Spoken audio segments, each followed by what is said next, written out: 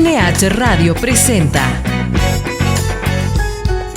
Planeta ANH. Un espacio dedicado a orientarnos respecto a las actividades y funciones de la Agencia Nacional de Hidrocarburos, con la palabra autorizada de sus profesionales. Inicia Planeta ANH. Bienvenidos.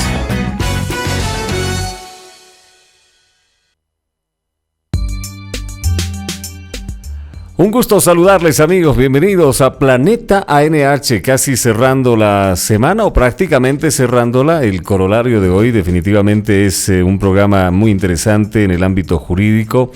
Nos visita el director jurídico de la Agencia Nacional de Hidrocarburos y hoy vamos a hablar acerca del marco normativo aplicable en el sector de hidrocarburos, un vistazo general, porque de a poco vamos a ir desmenuzando, pues muy amplio el tema, pero vamos a ir desmenuzando, escudriñando, descubriendo un poco más adelante todo lo que significa precisamente este marco normativo, cómo se lo aplica, en qué áreas específicas o actividades, etcétera. Doctor Luis Antonio Kosovich Kaune ya está con nosotros, un gusto saludarle, bienvenido y muy buenas tardes. Muy buenas tardes, José Luis. Feliz de estar acá, agradecido por la invitación, es un gusto. Sí, un poquito más ahí, eso. La verdad es que he estado siguiendo los programas con algunos compañeros de la institución, sí, bueno, muy interesante bueno. Y bueno, ya me tocó, así que muy feliz y saludar a través tuyo a la audiencia, ¿no? Que no es solamente por la radio, sino también por el Facebook, entonces un saludo para todos. Estamos precisamente, bien lo menciona, en nuestra plataforma de Facebook, en ANH Radio, en Facebook, nuestra página, pueden ingresar, la transmisión está en Facebook Live en directo, y obviamente dejar algún comentario si es que así ustedes lo ven necesario, a manera de comentar, a manera de interactuar con nosotros. Bueno, yo decía hoy, le preguntaba de inicio, ¿no? El doctor Luis Antonio Kosovich. Kosovich es un apellido yugoslavo, me decía, ¿no? Anteriormente yugoslavo, lo que era la Yugoslavia antigua, que después se dividió en Serbia, Montenegro, luego pasó a ser solamente Serbia, luego se convirtió en República de Kosovo, así que creo que mis ascendientes lejanos provienen de algún lugar de por allá. ¿Abuelos, tatarabuelos? Mi bisabuelo, que no tuve la suerte de conocer, él venía de por allá. Bien. Después de las primeras guerras y demás, pero yo debo ser la persona más mestiza que existe en este país. Pese al apellido. Pese al apellido y la descendencia, pero yo nací en La Paz, mi papá es cochabambino, mi abuelo es tarijeño, mi bisabuela es vallegrandina, mi otra abuela es de Santa Cruz, mi otra abuela de Oruro. Entonces, ¡qué maravilla! O sea, sí, mestizo. Totalmente. Además, Kaune es un apellido alemán también, sangre alemana más. Igual que el primero, viene alemán, igual mi bisabuelo después de la guerra se vino a vivir a Bolivia y se conoció con mi abuela vallegrandina. Wow. Nació mi abuelo, que es tarijeño, a quien le mando un cariñoso saludo. Es abogado, igual uno de mis mentores es tarijeño, y ya mi mamá paseña, así que somos una qué lindo, mezcla. pero qué lindo, de veras. Sí. Más representativo, diríamos, no podría ser. Y bueno, ya que estamos empezando con esto de los apellidos y se me pega lo de Kaune, digo, comencemos pues en alemán entonces. Eins, zwei, drei, achten, digamos, ¿no? Bueno, doctor, realmente es un gusto tenerlo acá. Lo habíamos estado esperando durante varias semanas. Hemos tenido ya algunos miembros de su dirección que han pasado por acá, con quienes hemos estado hablando un poco acerca de sus jefaturas en este caso, ¿no? Pero a ver, coméntenos de manera general cómo se estructura la dirección jurídica de la ANH. Gracias, José Luis. Bueno, nosotros, como bien lo dices, ya te ha visitado el doctor Marcelo Casas, que es el jefe de la unidad sancionatoria. Te ha visitado el doctor César Orozco, que es el jefe de la unidad de normas. La tercera jefatura que nosotros tenemos es la unidad jurisdiccional y administrativa, que seguramente te va a estar visitando la doctora Jenny Castro. Muy bien. Y hay que apuntarlo. de esas 3 unidades, yo vengo como director, gracias a la oportunidad que me brindó la entidad, el ingeniero Medrano, ya estoy como director jurídico hace 2 años. Estoy en la entidad hace 7 años, 8 años en realidad. Es uno de los más antiguos de la ANH. ¿Cuántos tiene? 10 tiene. La ANH es desde el 2009, cumplió 10 este año. Y yo me incorporé el año 2011. Entonces, creo que he pasado por todas las unidades jurídicas de esta institución y gracias a esta institución hemos podido aprender mucho, hemos podido crecer mucho, hemos podido mejorar y esta institución igual es muy grande porque te permite crecer internamente, ¿no? Yo he entrado como un profesional 6 el 2011 y producto de las oportunidades y bueno, las unidades por las que hemos pasado, hoy en día nos encontramos a la cabeza de la dirección que tiene las 3 jefaturas. Y bueno, el tema que hoy día yo vengo a compartirles es un poco amplio al parecer en el título, ¿no? Porque el marco normativo aplicable en el sector de hidrocarburos, pues es todo. Y no solamente de la ANH, porque el marco normativo implica a nuestros entes rectores, por ahí está el Ministerio de Hidrocarburos, está YPFB de pronto, obviamente está la Agencia Nacional de Hidrocarburos, en fin, pero imagino que cada una tiene también sus propios marcos normativos, ¿no? Con los que funcionan. Exacto, José Luis. Entonces, este tema lo hemos elegido, es muy amplio, pero este tema lo hemos enfocado porque creemos que la población, los que nos escuchan, necesitan saber, nuestros regulados, los que alguna vez van a ser regulados de la ANH, necesitan conocer de dónde se desprende, de dónde nace, cómo se forma, cuáles son los institutos jurídicos, los reglamentos que nosotros aplicamos. Entonces, en esta entrevista sí vamos a hacer algo genérico para establecer qué es lo aplicable a cada actividad del sector, para que precisamente los que nos escuchan, ¿no?, si les interesa, puedan investigar un poco más, para que el derecho administrativo es informal, tiene el principio de informalismo. Entonces, muchas veces creen nuestros regulados que para aplicar, contestar un memorial, hacer alguna solicitud, no necesitan propiamente un criterio jurídico. Y muchas veces no lo necesitan si es que conocen el marco normativo, pero muchas veces sí necesitan de la especialidad técnica jurídica para hacer sus petitorios o acudir a su defensa. Hay que recurrir a este marco normativo. Es necesario conocerlo, es necesario desprendernos de él, porque es importante. Ahí está escrito, todo lo que está escrito es lo aplicable. Pero ¿cómo nace en realidad este marco jurídico? Es decir, ¿a partir de cuándo, qué año y en base a qué? Entiendo que luego de haber asumido el presidente Evo Morales y luego viene la Asamblea Constituyente y por ende tenemos como resultado una constitución política del Estado que imagino que a partir de allí emana prácticamente todo esto. Así es. Hay un momento cúspide para la actualidad del derecho administrativo regulatorio de hidrocarburos que vivimos nosotros. Hay un momento clave y ese momento es el 1 de mayo del 2006, cuando se aprueba el Decreto Supremo 28701. Es muy conocido como el Decreto de Nacionalización, Héroes del Chaco. A través de ese momento es realmente lo que ha revolucionado la industria, el sector de hidrocarburos en Bolivia. Pero la normativa es muy amplia. La normativa es muy amplia que tenemos y está, no te diría desfasada, porque si bien en los números que te voy a dar y en las fechas de cada normativa que nosotros aplicamos vas a encontrarte con diversos años, pero nosotros hemos encontrado la forma de que convivan esas fechas, de que hacer una convivencia pacífica entre las normas para su aplicación, pese a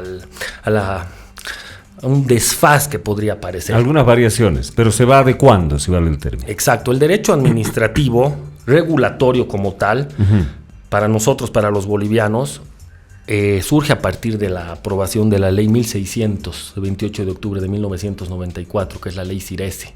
Ya. A través de ahí... ¿Sigue vigente? Sigue vigente, es aplicable todavía por nosotros, porque a través de los años y a través de las formas en que hemos aprendido a trabajar, hemos aprendido a convivir con ella. Hemos aprendido a adaptarnos y que se adapta a nosotros. Entonces, ahí está prácticamente el desarrollo de nuestras funciones como ANH. Ahí establece cuáles son nuestras obligaciones, nuestras atribuciones, nuestras actividades que después y no me quiero adelantar, pero que es necesario, que las vas a ver plasmadas después en la Constitución, que la Constitución ya es del año 2009. Pero en la ley CIRESE ya te habla de que los entes reguladores tienen que regular, supervisar y controlar. No te hablaba todavía de una fiscalización, pero la Constitución Política del Estado del año 2009 ya te introduce a que los entes reguladores también tienen que hacer una fiscalización.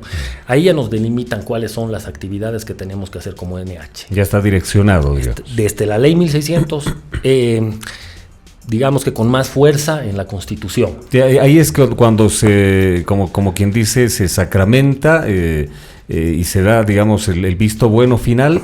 Y además se solventa en la Constitución. Se empieza a poner las primeras reglas del juego, los cimientos, digamos, se cimienta a partir del año 94. Y eso ya es un duro proceso, un largo proceso de aprendizaje, ¿no? Para los derechos administrativos, para los derechos regulatorios, porque era algo nuevo en Bolivia, era algo nuevo. Si bien en Argentina, en España, en otros países el derecho administrativo ya data desde 1950 y demás, con especialistas muy buenos que rescatamos, la especialidad en nuestro país surge recién un poquito, empieza en los 90, ¿no? Pero se va perfeccionando el 23 de abril del 2002, cuando se aprueba la ley 2341, que es la ley de procedimiento administrativo. 2002, la ley 2341. Ya. Esta es la ley. Estamos hablando, hemos hablado de la Constitución, lo hemos hablado de la ley 1600, ley 2341. El 2002 se aprueba esta ley y nos da las bases, ¿no? Para, propiamente dicho su nombre, el proceso administrativo. Ahí yo me acuerdo que hablaste un poco con el doctor Marcelo Casas en una entrevista anterior y te habló más o menos de lo que se hacía en la NH con procesos administrativos sancionatorios, pero el procedimiento administrativo también te habla de la reclamación directa, la reclamación administrativa, la controversia entre operadores y propiamente la controversia a denuncia de parte o de oficio, que son todas las figuras posibles que están establecidas en la ley de procedimiento administrativo. Ya. Y esta ley es reglamentada con el Decreto Supremo 27172, que es del 2003. Ya. Esta ley viene a reglamentar y ahí ya te establece más condiciones, ahí te establece figuras, ahí te establece plazos, ahí te establece, por ejemplo, que hay una instancia administrativa que es sujeta a un recurso de revocatoria, que es sujeta a un recurso jerárquico y ahí acaba la sede administrativa. Posteriormente puede habilitarse la vía jurisdiccional a través del contencioso administrativo, que eso ya está por la ley del Código Civil y su propia ley. Pero te va estableciendo sus marcos normativos, que es importante que todos conozcan. Pero también hay un momento crucial y muy importante para nosotros como sector, que es el 17 de mayo del 2005, cuando se aprueba o se promulga la ley 3058, que es la ley de hidrocarburos, que también la tenemos vigente. Entonces, esta ley de hidrocarburos nos sirve de base porque nos determina, nos enfoca a cuáles son las actividades dentro de la cadena de hidrocarburos que se cumplen. Ya es de manera más específica. Pues, en materia de hidrocarburos, sí. O sea, en materia de hidrocarburos nos viene a decir cuáles son las actividades. ¿Qué es? ¿Cuáles son las actividades? El upstream y el downstream que conocemos nosotros.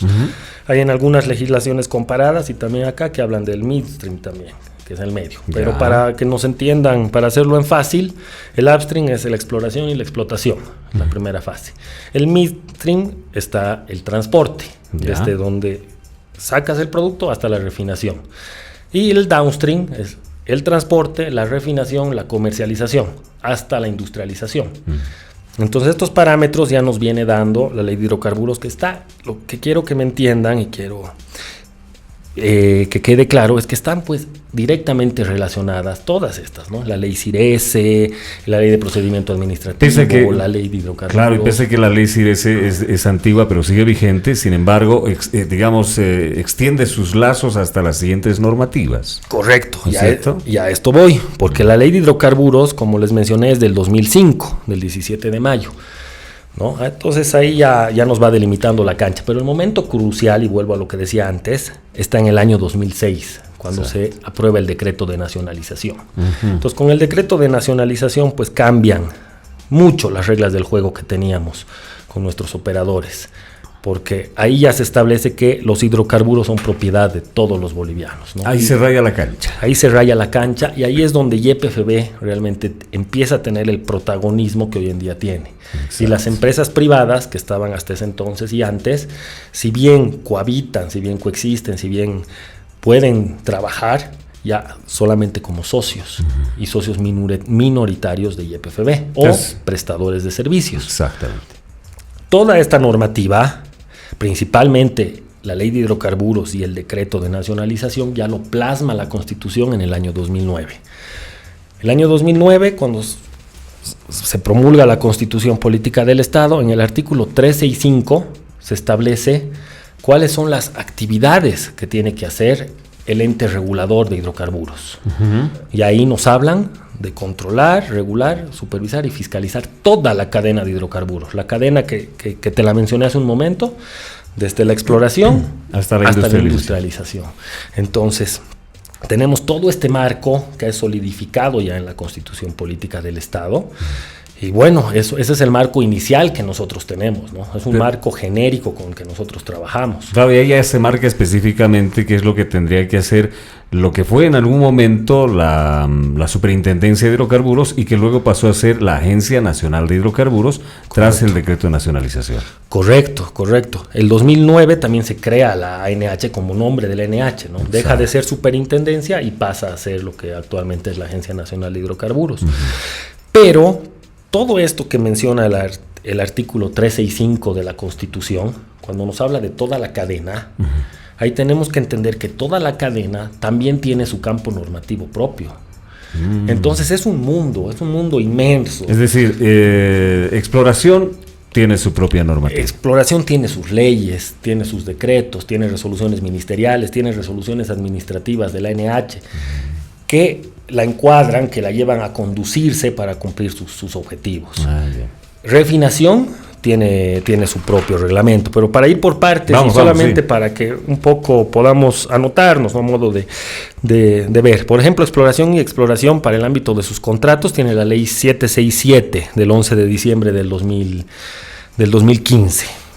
Tiene su reglamento esta ley a través del Decreto Supremo 2830 del 6 de diciembre del 2016. Entonces ahí te raya, te va marcando la cancha, ¿no? Y algo muy importante que también se ve en exploración es la banda de precios. Como ente regulador nosotros tenemos que anualmente aprobar la banda de precios, pero esto viene por un mandato a través de un decreto supremo, que es el 3278.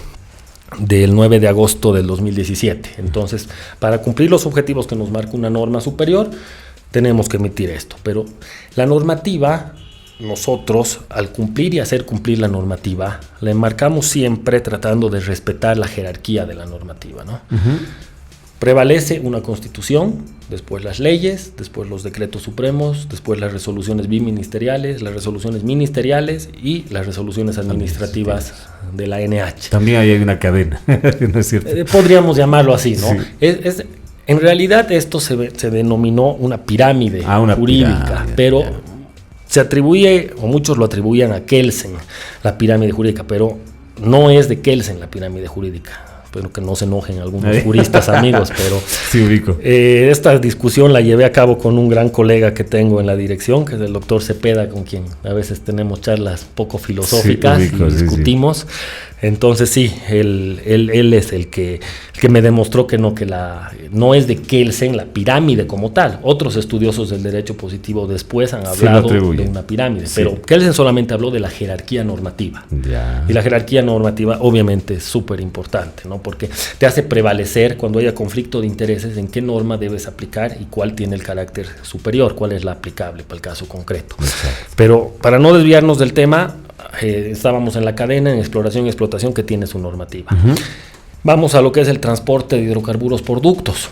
El transporte de hidrocarburos se rige por lo que es el Decreto Supremo 29018, que es del 31 de enero del 2007. ¿29?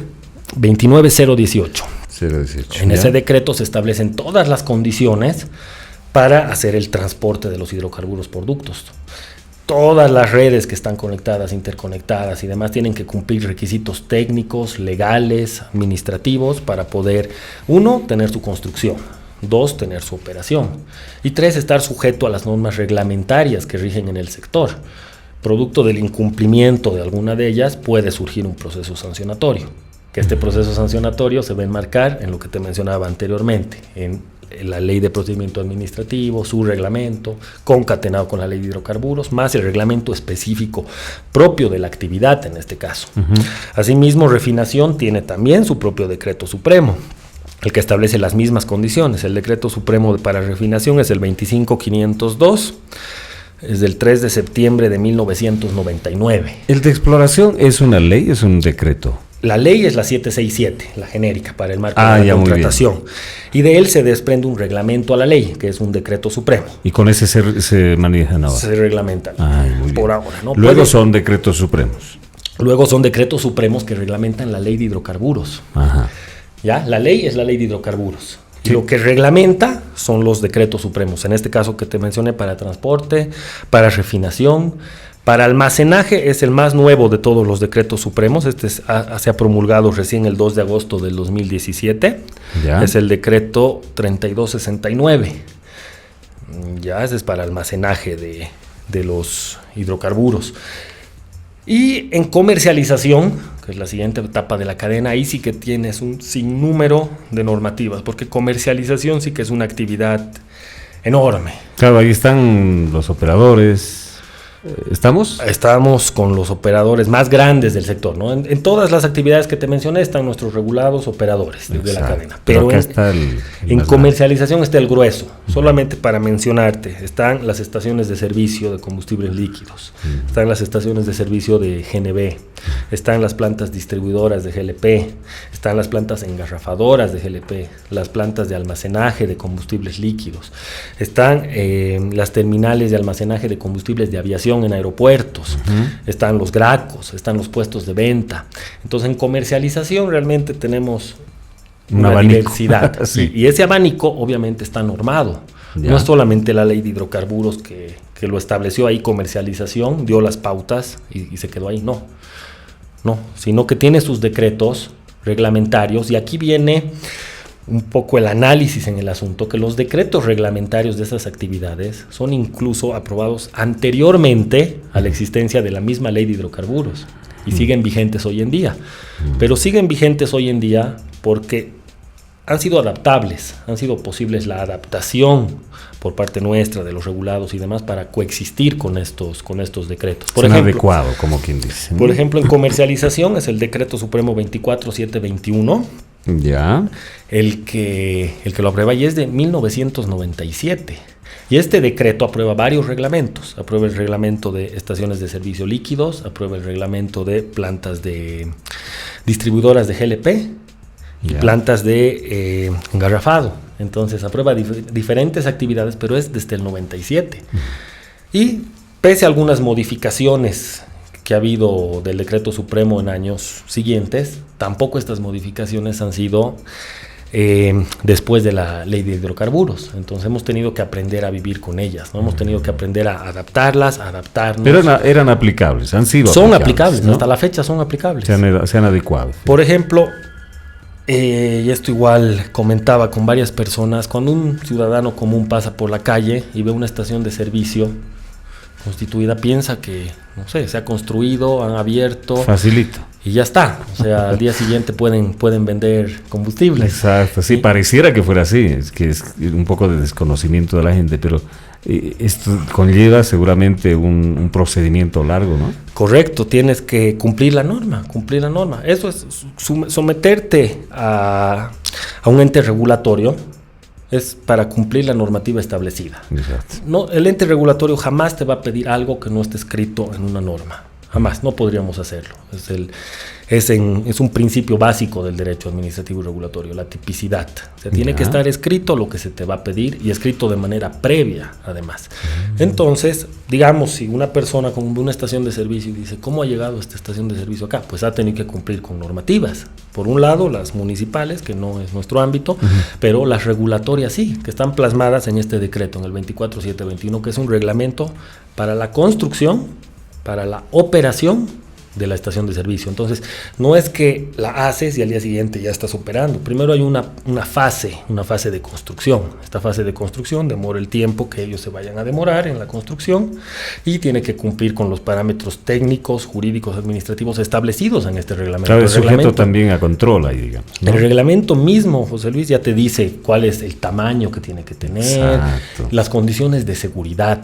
Porque a nosotros como ente regulador nos interesa, lo principal como ente regulador que nos interesa y viene desde la Constitución y las leyes, es el abastecimiento y la continuidad del servicio. Eso es lo principal. A eso nos abocamos, esa es nuestra obligación. Principal fin. El fin principal. Pero no es solamente el abastecimiento y la continuidad del servicio. También tenemos que velar porque los productos lleguen en buenas condiciones de calidad. Exacto. Que lleguen en los volúmenes correctos, establecidos, en condiciones de seguridad, porque nuestros regulados tienen que cumplir con las condiciones de seguridad y operatividad. Y también tenemos que ver el precio. Pese a que tenemos un precio establecido, un precio subvencionado, un precio que no varía, pero tenemos que cuidar que ese precio no sea modificado, no varíe. Entonces, son varias las funciones que nosotros tenemos, ¿no? Pero al ejemplo que volvía, cuando quieres tener una estación de servicio, tienes que cumplir con este reglamento primero en la fase de construcción. Una vez que cumplas la fase de construcción, tienes que cumplir con la normativa para la fase de operación, que también es cumplir con requisitos. Cumpliendo esos requisitos, recién te conviertes en un distribuidor minorista, porque el distribuidor mayorista siempre es YPFB.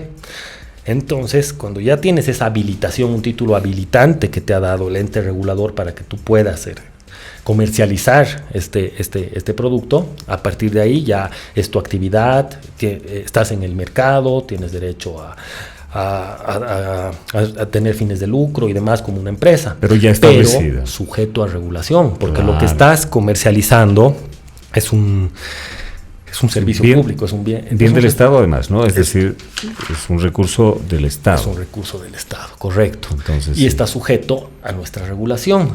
Por ende, tiene que hacerlo en las condiciones establecidas en la norma. El no cumplimiento de las condiciones establecidas en la norma nos lleva a que nosotros, en aplicación de la Ley de Procedimiento Administrativo, del CIRES, de la Ley de Hidrocarburos, del decreto reglamentario al procedimiento administrativo, le iniciemos un proceso sancionatorio, que no es el fin último propio de nosotros como ente regulador. A nosotros nos interesa el abastecimiento.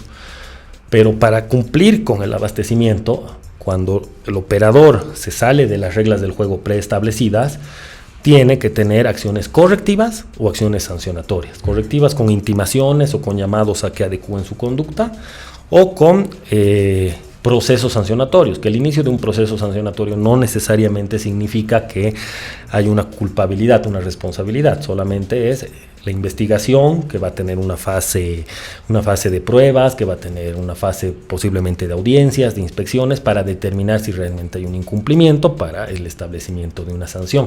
Pero lo que quiero llegar es que cada actividad de la cadena, pese a que tiene su propio reglamento, está concatenada con todas las otras normas, con la Constitución, con el decreto de nacionalización, con la Ley de Procedimiento Administrativo y con otras leyes que han venido surgiendo posteriormente, ¿no? Por ejemplo, te quiero mencionar la Ley 466, que es la ley de la empresa pública. Esta ley se ha promulgado el 26 de diciembre del 2013 y es muy importante para nosotros como ente regulador, porque para empezar, esta ley en su disposición adicional séptima, final séptima, establece que la ANH, nos bautiza ya con nombre, la ANH es la encargada de emitir normativa técnico-jurídica para el cumplimiento de sus funciones de control, regulación, fiscalización de toda la cadena de los hidrocarburos. Es decir, refuerza lo que ya decía la Constitución, pero nos aumenta la facultad, nos agrega la facultad de establecer normativa. Muy bien. Y somos una de las pocas entidades en el Estado, la ASFI es una de ellas, nosotros somos otras, que puede establecer su propia normativa. O sea, que puede crear, a eso nos referimos. Norma. Y esto es inteligencia del mismo sistema que ha visto que nuestros decretos reglamentarios posiblemente estaban desfasados, porque son del 97, del 99, del 2003. Entonces, con esta facultad, nosotros podemos llenar algunos vacíos Ojo, sin vulnerar la jerarquía normativa. Sino de complementar.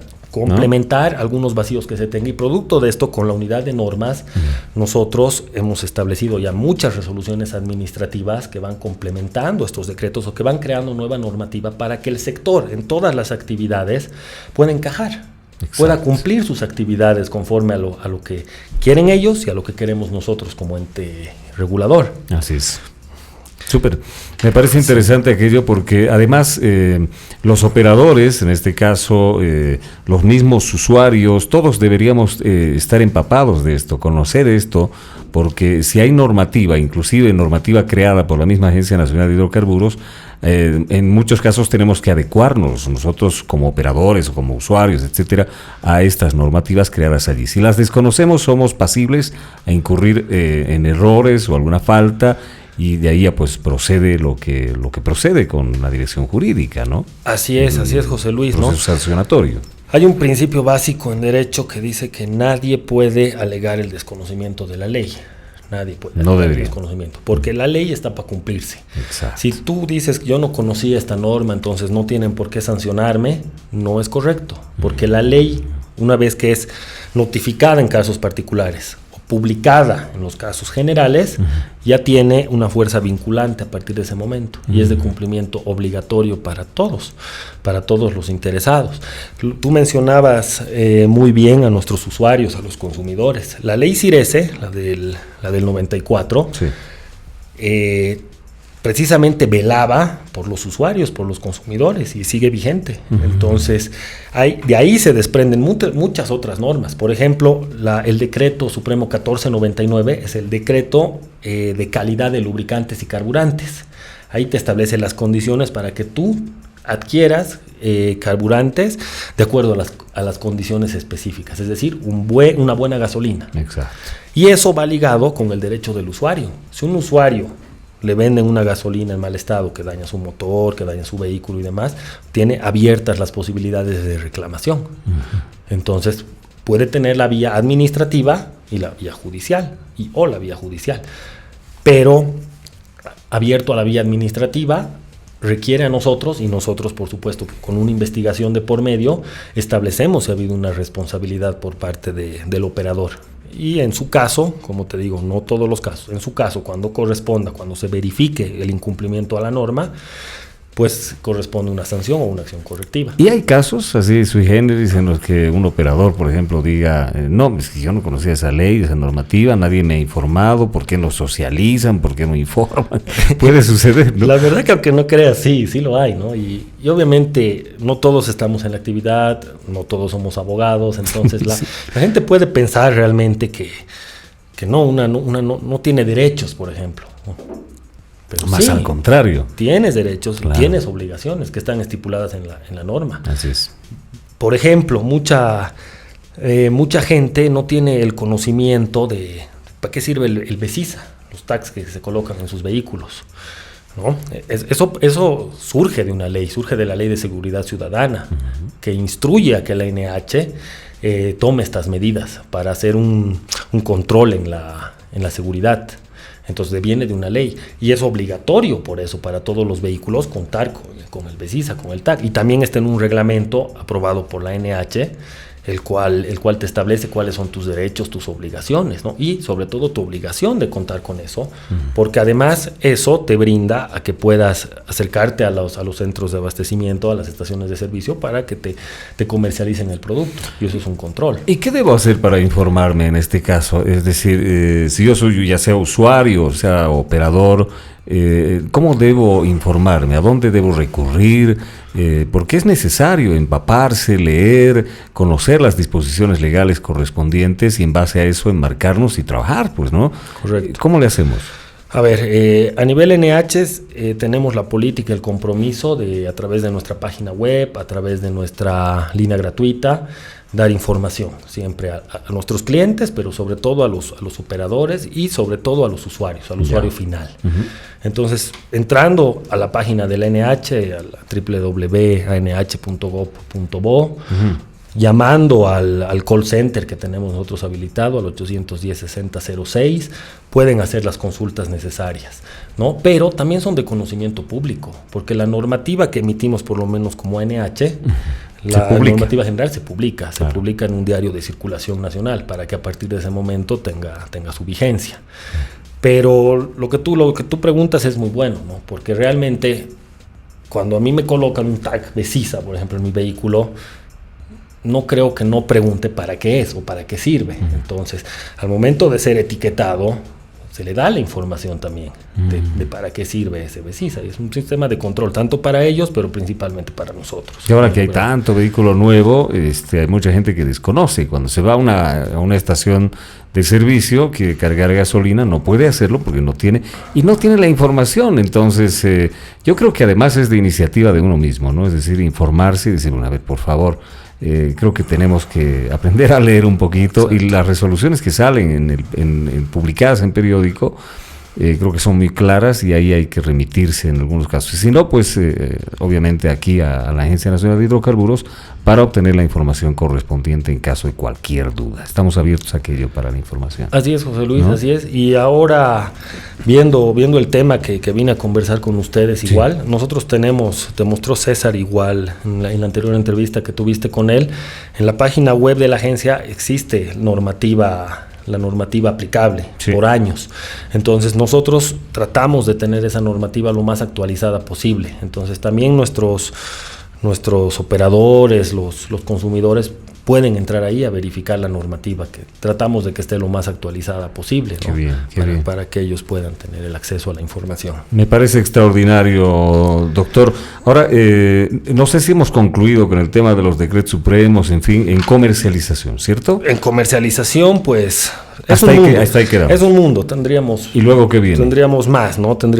En comercialización entran los gracos, entran los combustibles de aviación, las engarrafadoras y todo eso, ¿no? Pero para no hacerlo muy aburridor, tenemos la industrialización, que la industrialización es una etapa nueva donde estamos ingresando, ¿verdad?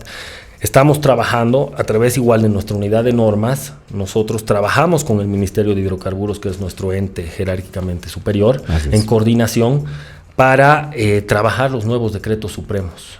Entonces se trabaja con ellos los decretos supremos para que ellos, que son la autoridad llamada por ley, una vez que esté consensuado con el sector, pues lo aprueben, vaya a UDAPE, luego pasa con APE y luego llega finalmente al presidente y a su gabinete de ministros para que ellos hagan la aprobación. En materia de industrialización se tiene trabajados varios decretos, pero también estamos trabajando. ¿Todavía no están aplicando o ya se están aplicando? Se están aplicando algunos, pero estamos trabajando también en lo que son las nuevas unidades de procesos. Por ejemplo, hay en Río Grande, tenemos monstruos de plantas que ha construido YPFB y demás, que ya es para la urea, para el amoníaco y demás, ¿no? Que tienen su normativa, pero también se está desarrollando más. También hemos aprobado, por ejemplo, te comento, lo que es las plantas distribuidoras de GNL. Este decreto lo hemos sacado el 2014, el 2159, que igual era algo nuevo para nosotros, ¿no? Que es el gas natural, como lo conoces, pero que es el gas natural licuado. Que por una temperatura muy técnica, de X grados, pues llegan a criogenizar y luego la descomprimen para que se vuelva otra vez el gas. Y esa normativa también, producto de un trabajo conjunto, se ha logrado hacer que esté vigente, ¿no? Qué bien, vemos que están sumamente actualizados, tienen que estarlo, y además hay que estar, como quien dice, viendo permanentemente la norma, que no se desactualice, crear nueva normativa, en fin, y eso nos parece un trabajo también hormiga y que se desarrolla aquí en la Agencia Nacional de Hidrocarburos. Yo lo comprometo, doctor, a que de pronto podamos ir desmenuzando, como decíamos, cada uno de estos puntos en futuros programas con los diferentes técnicos que usted tiene, los profesionales, y pues así tengamos material para mucho aquí en la Agencia Nacional de Hidrocarburos y en ANH Radio también, ¿no? Para que nos informen.